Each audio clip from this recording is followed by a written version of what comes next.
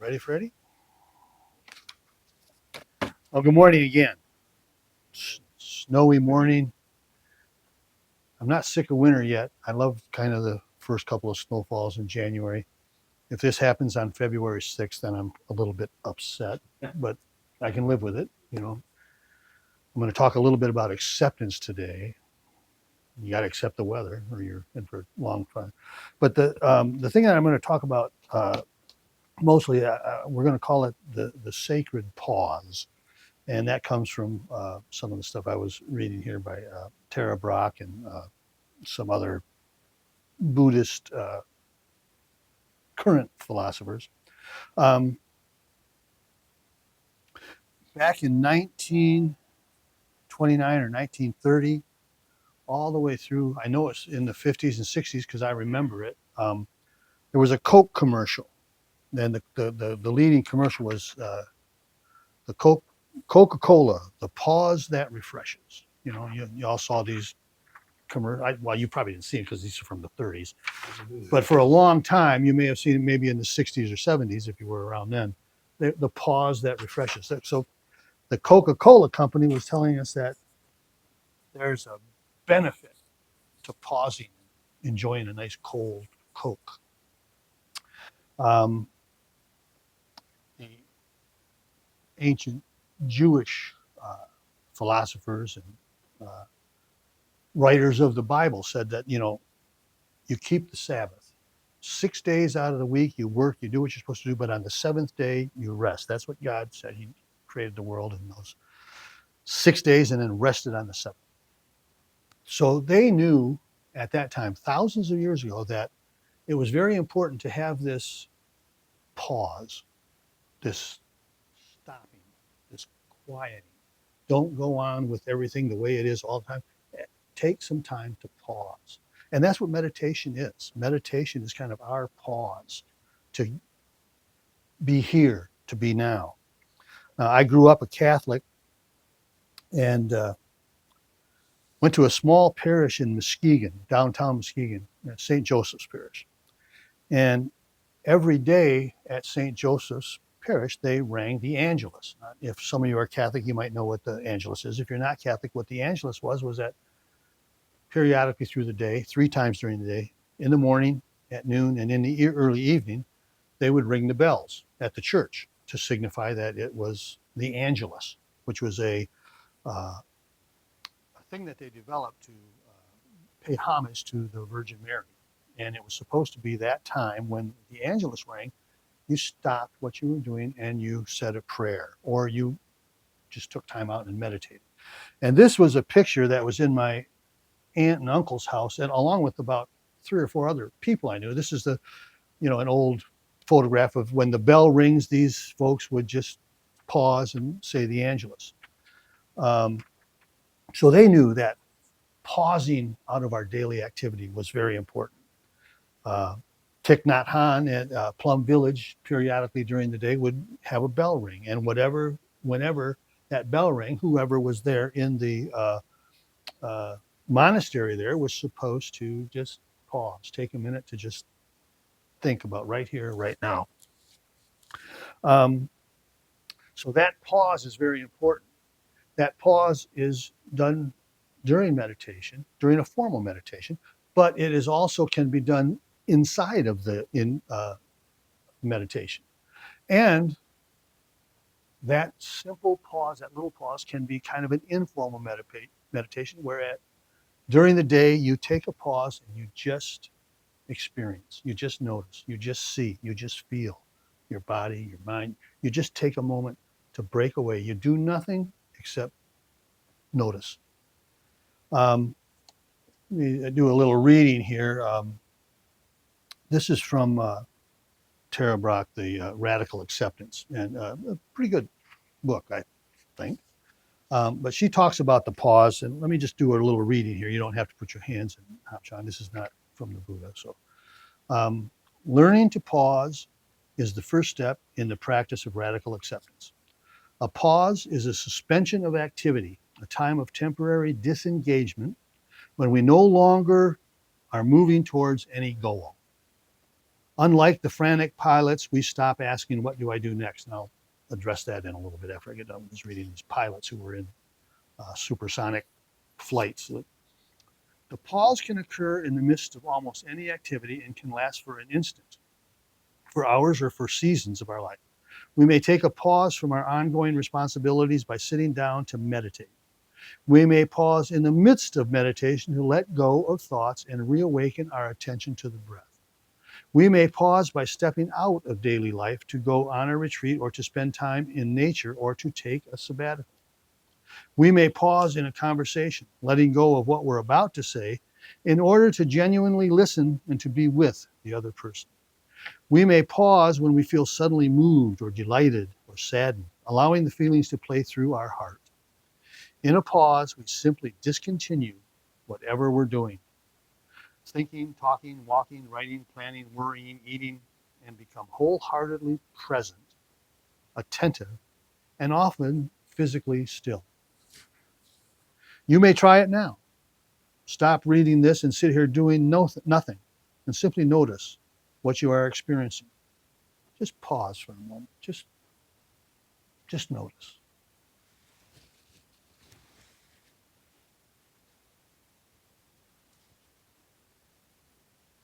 A pause is by nature time limited.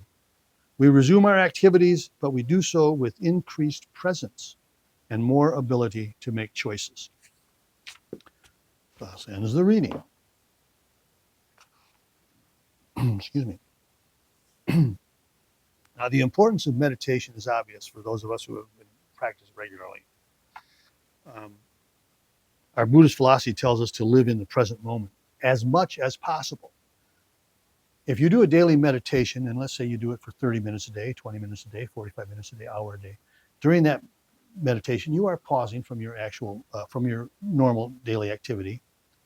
But you can also do pauses that are almost informal at any time during the day with triggers that you might set up to do them.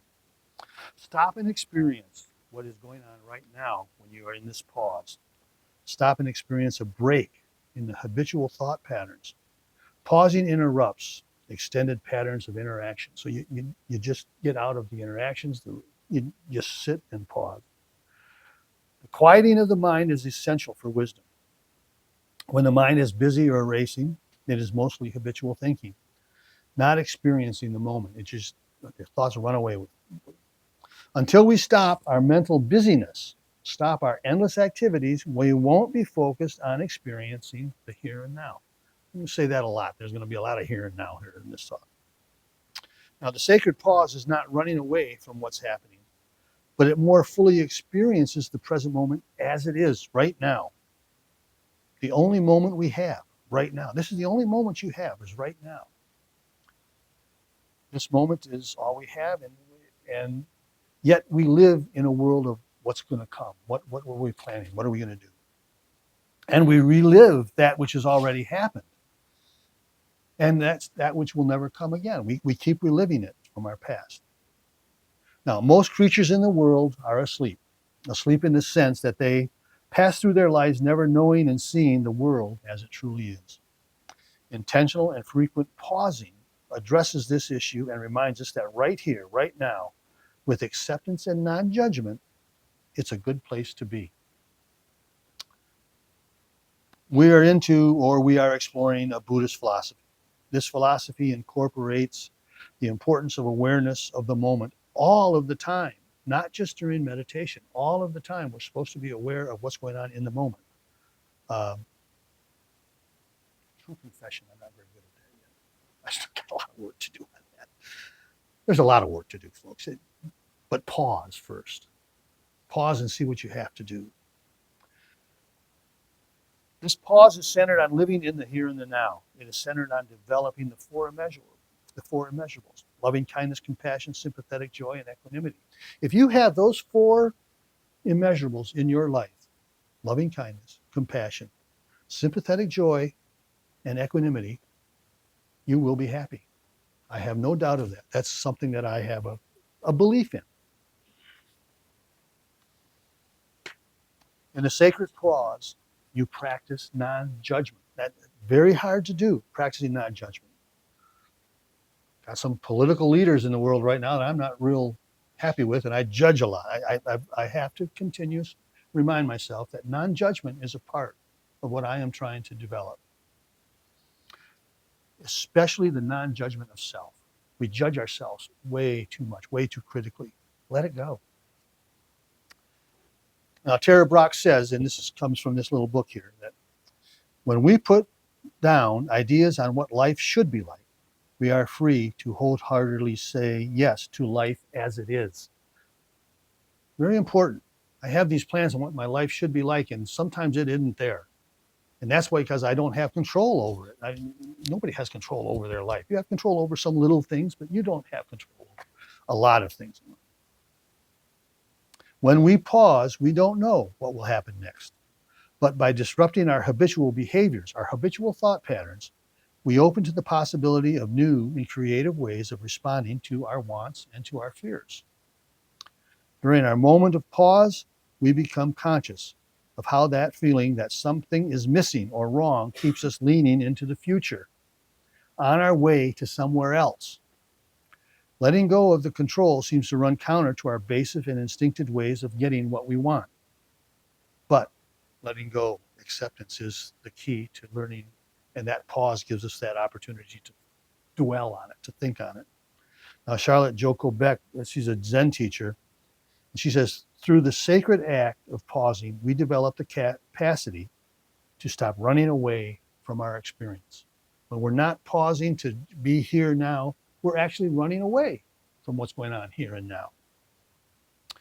The acceptance of who and what we are can be more powerful than our desire to somehow be different or act differently or have different experiences.